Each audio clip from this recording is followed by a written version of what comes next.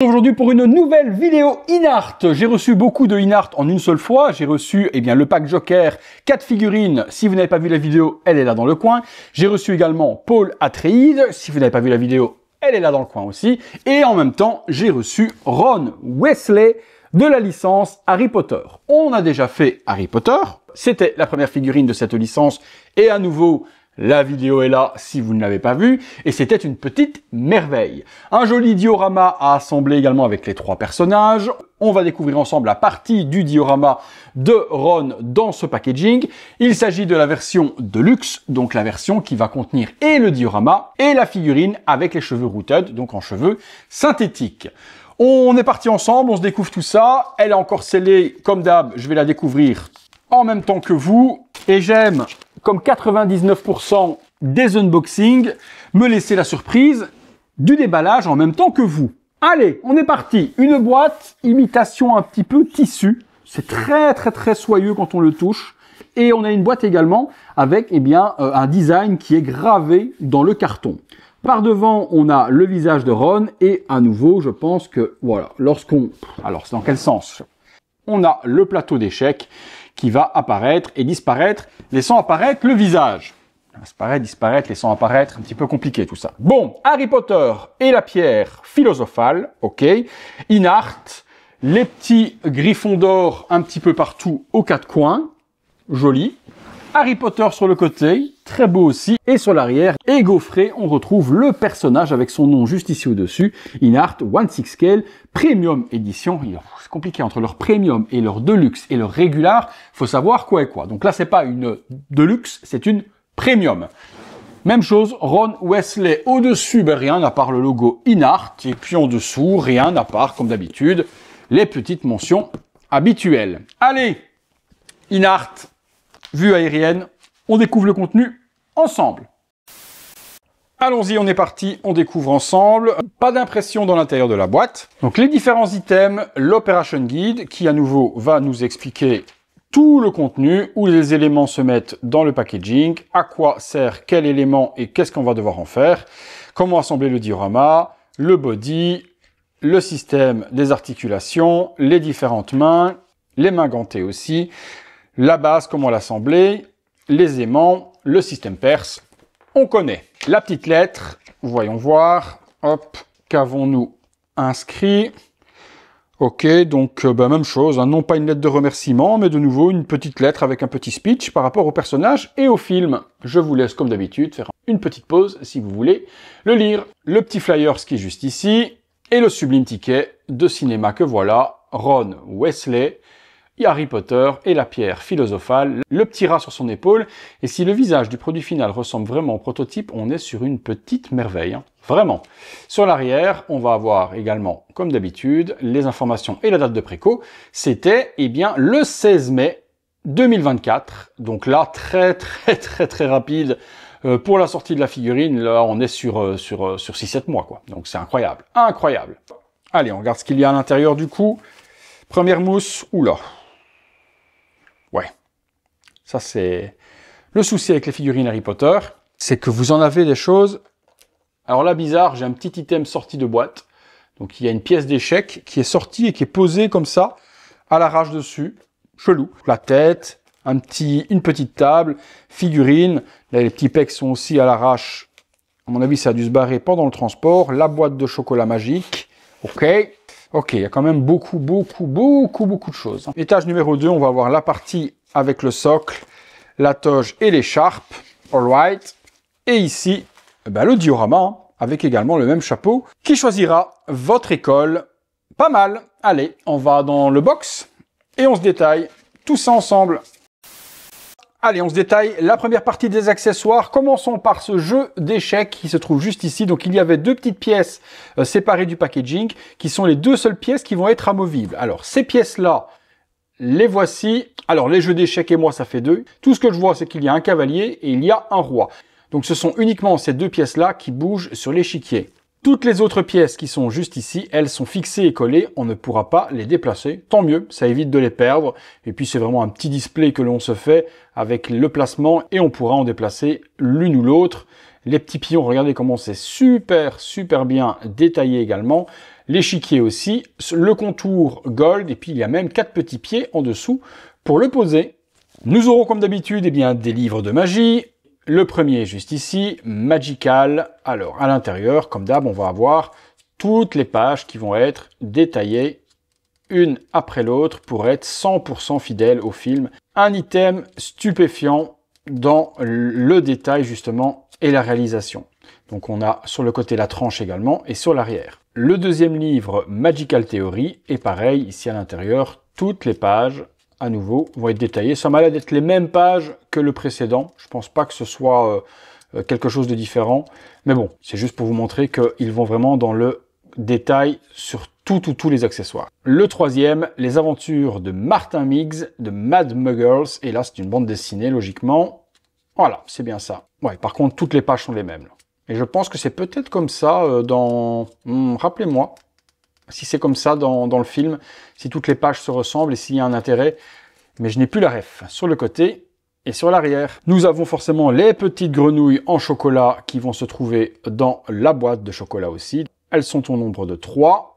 Ça va donc avec cette petite boîte-là, chocolat frog, et à l'intérieur, et ça s'ouvre, et on pourrait glisser à l'intérieur la grenouille si vous le désirez. On a un petit paquet de cartes également, qui va avec la boîte de chocolat, et vous avez tous les personnages qui vont être représentés dessus. Quand je vous dis qu'ils vont vraiment dans le détail sur les accessoires, regardez la petite boîte ici, avec à l'intérieur, il y a carrément les espèces de petites friandises.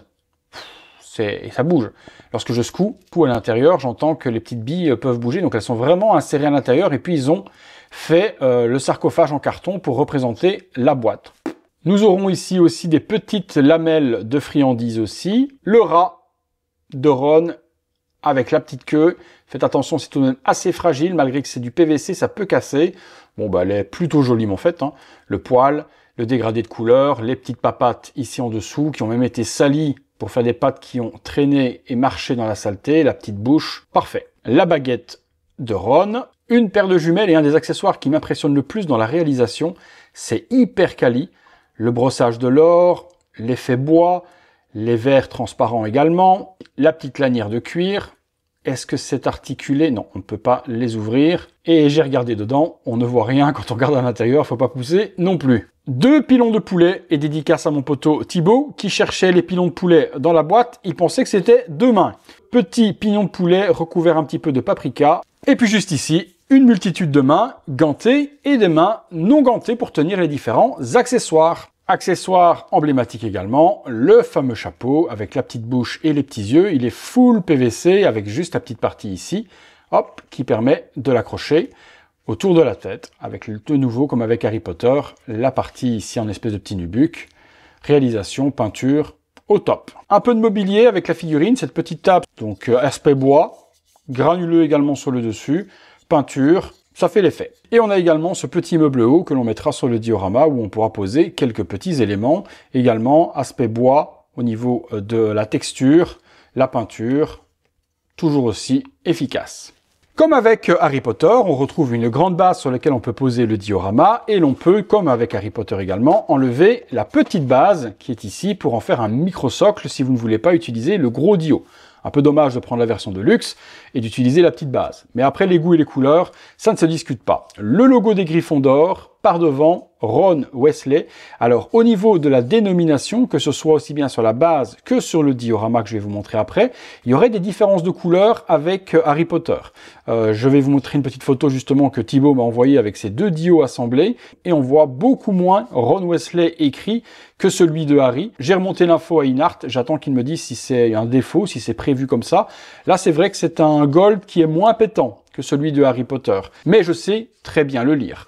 En dessous, on peut ouvrir de nouveau, hop, et on accède au système des aimants pour poser la figurine et qu'elle ne tombe pas, le tout sans tige. Lorsque je repose ça à l'intérieur, je finis le dio. Ici par devant, Ron Weasley, mais il est vrai que si j'abaisse un peu, la lumière ne reflète plus et le nom devient illisible. Là où Harry Potter était dans des lettres d'or beaucoup plus claires et était plus lisible. Incompréhension là-dessus, j'attends la réponse d'Inart. sur ce socle, on y pose forcément le gros diorama que je vous montre de suite. Voilà donc le fond, tout comme avec Harry Potter, on a une espèce de tapisserie qui est collée sur le dio avec des cadres. Les cadres, si on pivote à gauche et si on pivote à droite, ils disparaissent et réapparaissent avec un effet forcément magique. Au niveau de la tapisserie, elle est en tissu, donc très joliment faite. On retrouve une espèce de licorne, je dirais, avec des petits lapins et une dame qui est à moitié coupée. Ce diorama est prévu pour être mis à la gauche de celui d'Harry Potter et Hermione ira à la droite pour avoir justement cet effet d'escalier entre les dioramas puisque celui d'Harry Potter sera beaucoup plus haut que celui de Hermione et que celui de Ron.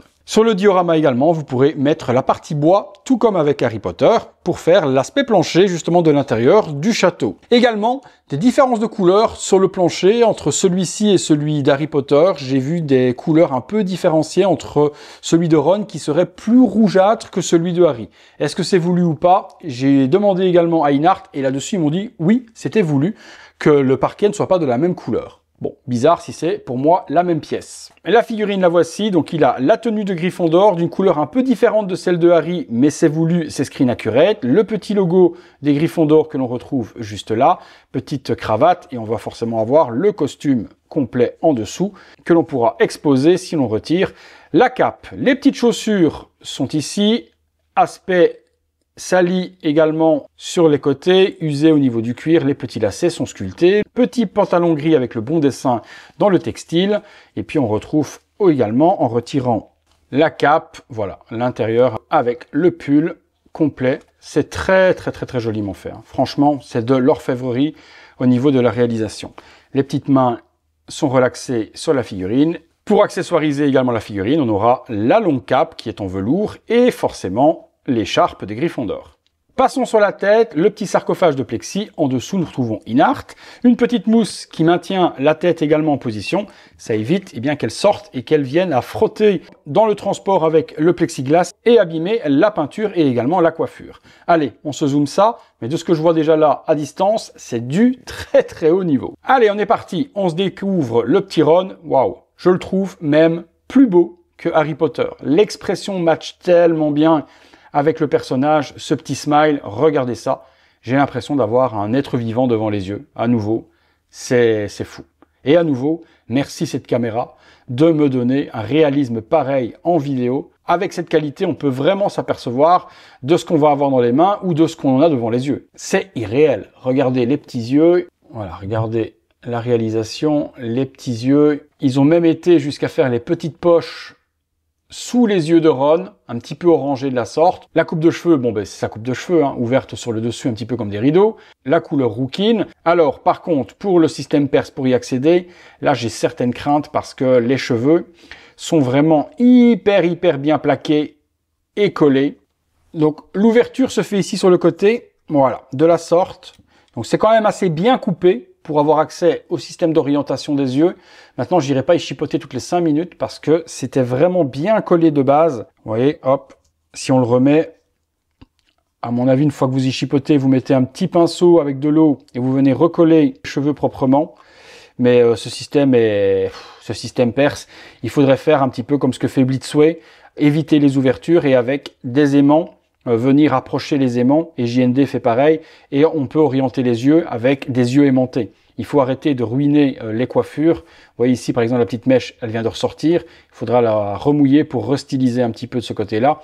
Donc il faut passer sur ce système avec les yeux magnétiques. Blitzway le fait, JND le fait. Il n'y a pas de raison que Inart ne s'y mette pas et évite forcément de ruiner un Rooted aussi bien fait. Allez, on s'assemble tout ça et on se fait quelques pauses. Allez, petit tour du propriétaire à 360 degrés, rapidos. La cape est complètement câblée au niveau des manches, au niveau du bas, donc on pourra donner du volume. On peut l'enlever et avoir le costume. Je vais forcément vous montrer ce que ça donne, sans cette petite cape. Bon, le visage est exceptionnel, c'est même plus beau qu'Harry Potter. Il est vraiment très ressemblant et j'ai l'impression d'avoir un petit Ron miniature juste là, devant les yeux.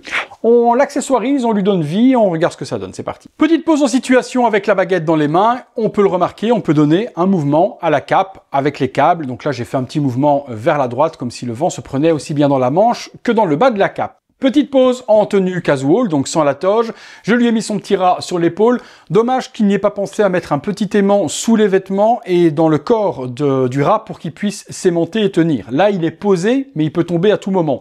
Si vous bougez un petit peu la figurine, il ne tient pas. L'aimant aurait sécurisé le rat. Petit pilon de poulet également dans la main. Et le troisième look possible, eh bien forcément, ça va être avec la longue cape et l'écharpe. Allez, on va aller dans le diorama et on va se mettre en situation à la figurine. Tout à l'heure, je ne voulais pas montrer de l'arrière, mais également, on a un mur représenté comme on avait avec Harry Potter. Là, cette fois, il n'y a pas de fenêtre à l'arrière, juste un mur de la sorte. Grâce au petit meuble buffet fourni avec le diorama, on pourra exposer quelques accessoires de la sorte, les livres de magie, le chapeau, le petit rat et la petite boîte de friandises également sur le petit buffet. Ça habillera votre diorama. Ron en situation dans le diorama, on peut l'installer de la sorte, assis sur la petite table, les mains croisées, et le chapeau justement au-dessus de sa tête.